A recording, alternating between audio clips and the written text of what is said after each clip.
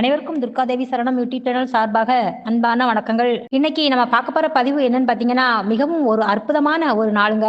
அதாவது நம்ம வீடியோல முக்கியமான ஒரு பதிவை பார்க்க போறோம். மகாவிஷ்ணுவுக்கு ரொம்பவே விசேஷமான ஒரு நாள் அப்படின்னு சொன்னோம்னா, அது வந்துட்டு வைகுண்ட ஏகாதசி தினம் அப்படின்னே சொல்லலாங்க. பொதுவாக மாசத்துல 2 ஏகாதசி வரும். அதுல ஒரு வருஷத்துல வந்துட்டு பாத்தீங்கன்னா 25 ஏகாதசி கூட வருங்க. மாதங்கள்ல நான் மார்கழி ஆகிறேன் அப்படின்னு சொன்ன மகாவிஷ்ணுவுக்கு பிடித்தமான மார்கழி மாத வளர்பிறையில வரக்கூடிய ஏகாதசி, எல்லா ஏகாதசியிலுமே இது வந்துட்டு ரொம்பவே முக்கியமானதுங்க என்று சொல்லலாம். குறிப்பா இந்த வைகுண்ட ஏகாதசி விரதத்தை அப்படின்னு பாத்தீங்கன்னா, மக்கள் இதை வந்துட்டு அனுசரித்து வர்றாங்க. ஏகாதசி விரதத்தை கடைபிடித்தோம் அப்படின்னு பாத்தீங்கன்னா, அஸ்வமேத யாகம் செஞ்ச பாவம் பலன் கூட நமக்கு கொடுக்கும் அப்படின்னு புராணங்கள் வழியா சொல்லப்பட்டிருக்கு. அதனால பெருமாளுக்கு உகந்த பண்டிகையான இந்த வைகுண்ட ஏகாதசியை முன்னிட்டு எல்லா பெருமாளுடைய கோவில்களிலுமே சொர்க்கவாசல் திறக்கிறதுங்க. அதாவது பரமபத வாசல் திறக்கிறது என்பது ரொம்ப சிறப்பாக நடக்கும். பரமபத வாசல் வழியா நம்ம போனோம் அப்படின்னா முக்தி கிடைக்கிறது மட்டும் இல்லாம வாழ்வதற்கு தேவையான அனைத்து செல்வங்களும் கிடைக்கும் அப்படின்னு வைகுண்டத்தில் வாசம் செய்யும் பெருமாள் வைகுண்ட ஏகாதசி தினத்துல விரதமிருந்து வழிபடக்கூடிய பக்தர்களுக்கு 3 தேவர்கள் சூழ வந்து அருளக்கூடிய தினம்தான் இந்த வைகுண்ட ஏகாதசி அப்படின்னு சொல்லுவாங்க. அந்த வகையில இந்த வைகுண்ட ஏகாதசி நாளில் என்னெல்லாம் நாம செய்யணும், என்னெல்லாம் நம்ம செய்யக்கூடாது, குறிப்பா 2025ஆம் ஆண்டுக்கான வைகுண்ட ஏகாதசி எப்போ எந்த நேரத்தில் நடக்குது, சொர்க்கவாசல் திறக்கும் போது என்னென்ன விஷயங்கள் எல்லாம் நாம செய்யணும், இது போல ரொம்ப முக்கியமான பயனுள்ள தகவல்களை முழுமையா இந்த வீடியோல பார்க்க போறோம். இந்த வீடியோவை பார்த்துட்டு இருக்கக்கூடிய நீங்க வீடியோவுக்கு ஒரு லைக் பண்ணிட்டு பெருமாளுக்கு ஒரு கோவிந்தா கோவிந்தா என்ற வாசகத்தை கீழே இருக்கிற கமெண்ட் பாக்ஸ்ல பதிவிடுங்க. வீடியோவை ஸ்கிப் பண்ணாம தொடர்ந்து பாருங்க. நீங்க இன்னும் துர்காதேவி சரணம் சேனலை சப்ஸ்கிரைப் பண்ணாம இருந்தீங்கன்னா சப்ஸ்கிரைப் பண்ணிக்கோங்க. கூடவே இருக்க பெல் ஐக்கானை மறக்காம கிளிக் பண்ணிடுங்க.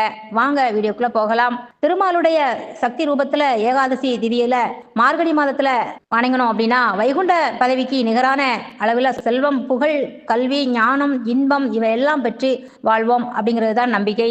அதுல குறிப்பிட்ட இந்த ஏகாதசி தினம் அப்படின்னு பாத்தீங்கன்னா ரொம்ப ரொம்ப முக்கியமா பார்க்கப்படுதுங்க. மாதம் மாதம் வரக்கூடிய எல்லா ஏகாதசி நாட்களிலுமே விரதம் இருந்து வழிபட்டுருவாங்க பிறவி துயர் நீங்கி வைகுண்ட பதவியை அடைவாங்க என்பதுதான் நம்பிக்கை. வருடம் முழுவதும் ஏகாதசி விரதத்தை கடைபிடிக்க முடியாதவங்க இந்த மார்கழி மாதம் வரக்கூடிய வைகுண்ட ஏகாதசியில சிறப்பான பலனை பெறுவது ரொம்ப நல்லதுங்க. காலையில எழுந்து நீராடி பெருமாளுக்குடைய படத்திற்கு முன்பாக அமர்ந்து விஷ்ணு சகர்ஷன நாமம் சொல்லி வழிபாடு செய்யலாம். ஏகாதசி அன்றைக்கு விரதம் இருந்து சுவாதசியில விரதத்தை மலையேற்றலாம். இரவு முழுவதுமே கண் விழித்து புராண நூல்களில் படிக்கிறதும் விஷ்ணு சுகர்சன நாமம், விஷ்ணு பாடல் மற்றும் ரங்கநாத துதி இவற்றை போதுவதும் ரொம்ப சிறப்பு அப்படின்னு சொல்லலாங்க. சரி, இந்த வருடத்துக்கான ஏகாதசி நாள் எப்போ வருதுன்னு கேட்டீங்கன்னா, இந்த ஆண்டுல மொத்தமா 25 ஏகாதசிகள் வர இருக்கு. வருடத்தின் உடைய முதல் மற்றும் கடைசி ஏகாதசியே வைகுண்ட ஏகாதசியாக இருக்கிறதாகவும், அதாவது பெருமாள் வழிபாட்டிற்குரிய புண்ணிய ஆண்டாகவும் கருதப்படுகின்றதுங்க. 2025ஆம் ஆண்டில் வரக்கூடிய முதல் வைகுண்ட ஏகாதசி ஜனவரி 10ஆம் தேதி, அதாவது நாளைய தினம் வெள்ளிக்கிழமை வருது. இன்றைய தினம் பகல் 12 மணி 4 நிமிடத்துக்கு தொடங்கி ஜனவரி நாளைய தினம் 10ஆம் தேதி காலை 10 மணி 2 மணி நிமிடம் வரை ஏகாதசி திதி இருக்கு. அன்றைய தினத்துல முருகப்பெருமானுக்குரிய கார்த்திகை நட்சத்திரமும் இணைந்து வர்றதால வேண்டுதல்களை நிறைவேற்றக்கூடிய அற்புதமான விரத நாளாக கருதப்படுகிறதுங்க. அப்படி ஒரு சிறப்பான ஒரு ஏகாதசினே சொல்லலாம். சரி, நம்ம இந்த நாள்ல நாம என்ன விஷயம் நாள் செய்யக்கூடாது அப்படின்னு கேட்டீங்கன்னா, இந்த ஏகாதசி விரதத்தை நாம கடைபிடிக்கும் போது நிறைய விஷயங்களும் நாம மேற்கொள்ளணுங்க. இந்த நாள்ல தாய் தந்தைக்கு நினைவு நாள், அதாவது சீராட்டம் வந்த அன்னைக்கு நாம அதை நடத்தாம மறுநாள் சுவாதசி அன்னைக்கு நடத்துறது தான் ரொம்ப நல்லது. ஏகாதசி அன்னைக்கு உண்ணாம இருக்கிறவங்களை கேலி செய்யக்கூடாதுங்க. ஏகாதசி என்று துளசி இலைகளை பறிக்காதீங்க. துளசி இலை தேவைப்பட்டதுன்னா அதற்கு முந்தைய நாளே நீங்கள் அதை வைத்துக் கொள்ளுங்கள். மேலும் பரமபத வைகுண்ட ஏகாதசி என்று இரவு பரமபத கண்விழித்து விளையாடுவது என்பது ஒரு முக்கியமான சம்பிரதாயமாக கருதப்படுகிறது. பாவம் செய்தவர்கள் வாழ்க்கையில கீழே இறங்குவார்கள் என்றும், புண்ணியம் செய்தவர்கள் திருமாலின் வைகுண்டத்தை எளிதில் அடையலாம் என்பதை இதன் மூலமா நம்ம தெரிஞ்சு கொள்ளலாம். இந்த ஆண்டு வளர்பிறையில் வந்திருக்கக்கூடிய ஏகாதசி திதியானது பொதுவாக வைகுண்ட ஏகாதசி விரதம் 3 நாட்கள் கடைபிடிக்க வேண்டிய விரதமாகும். அதாவது இந்த ஏகாதசி விரதமானது தசம திதியில் தொடங்கி ஏகாதசி திதியில் விரதம் இருந்து பிறகு துவாதசி திதியில் பாரணை செய்து விரதமானது முடிக்கப்படுகிறதுங்க. இன்று அதாவது ஜனவரி 9ஆம் தேதியே 12 மணி 3 நிமிடங்கள் இருந்து தசம திதி இருக்கின்றது. அதன் பிறகு ஏகாதசி திதி தொடங்குகிறது. அது நாளை காலை 10 மணி 2 நிமிடம் வரை இருக்கும். அதுபோல துவாதசி திதியானது மறுநாள் காலை, அதாவது ஜனவரி 11ஆம் தேதி சனிக்கிழமை 8 மணி 13 நிமிடம் வரை இருக்குங்க. வைகுண்ட ஏகாதசி விரதம் இருப்பவர்கள் ஏகாதசி திதியில் விரதத்தை தொடங்கி பிறகு அதை துவாதசி திதியில் முடிக்க வேண்டும் என்பதுதான் விதிங்க. எனவே ஏகாதசி விரதம் இருப்பவர்கள் இன்று பகலில் இருந்து உணவு சாப்பிடுவதை தவிர்த்துக் கொள்ளுங்கள். அதற்கு பதிலாக பால் மற்றும் பழங்கள் சாப்பிட்டு விரதத்தை தொடங்கிவிடலாம். ஒருவேளை உங்களால அப்படி விரதம் இருக்க முடியல என்றால் எளிமையான உணவை மட்டும் எடுத்துக்கொள்ளுங்கள். அது ரொம்பவும் நல்லதுங்க.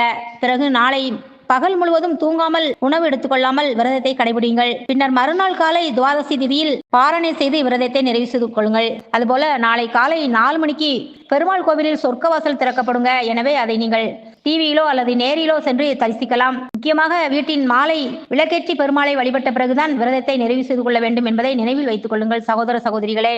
நீங்கள் பெருமாளை வழிபடும் போது எந்த நேரத்தில் கண் விழிப்பது பலனை தரும் என்பதையும் அறிவது ரொம்பவும் அவசியங்க. ஜனவரி 9ஆம் தேதி இன்று இரவு தூங்க வேண்டும். மறுநாள் ஜனவரி 10ஆம் தேதி என்று கண் விழித்து வழிபட வேண்டுங்க. ஜனவரி 11ஆம் தேதி என்றும் நீங்கள் பகலில் தூங்கக்கூடாது. அன்றைய தினம் இரவில் தான் தூங்குவது ரொம்பவும் நல்லது. வைகுண்ட ஏகாதசி விரதம் இருந்து பெருமாளை வழிபட நினைப்பவர்கள் கோவிலுக்கு சென்றோ அல்லது தங்கள் வீட்டிலே வழிபாடு செய்து விரதத்தை நிறைவு செய்து கொள்ளலாம். ஆனா வைகுண்ட ஏகாதசியின் சிறப்பே அன்றைய தினம் சொர்க்கவாசல் திறப்பை கண்ணார காண்பதுதான் நல்லதுங்க. உங்களால முடிந்தவரை பெருமாள் கோவிலுக்கு சென்று சொர்க்கவாசல் திறப்பதை கண்டிப்பாக தரிசனம் செய்ய முயற்சி செய்யுங்கள். நீங்கள் விரதத்தை கடைபிடிக்கும் 3 தினங்களுமே பெருமாளின் திருநாமத்தை தொடர்ந்து சொல்வது உங்களுக்கு பல்வேறு நன்மைகளை பெற்றுத் தருங்க. நண்பர்களே, இந்த பதிவை பார்த்துட்டு இருக்கும் அனைவருமே உங்க நண்பர்களுக்கும் உங்க உறவினர்களுக்கும் நம்ம பதிவை ஷேர் பண்ணுங்க. மீண்டும் அடுத்த ஒரு நல்ல தகவலுடன் சந்திக்கும் வரை உங்கள் சகோதரியான துர்கா தேவி சரணம்.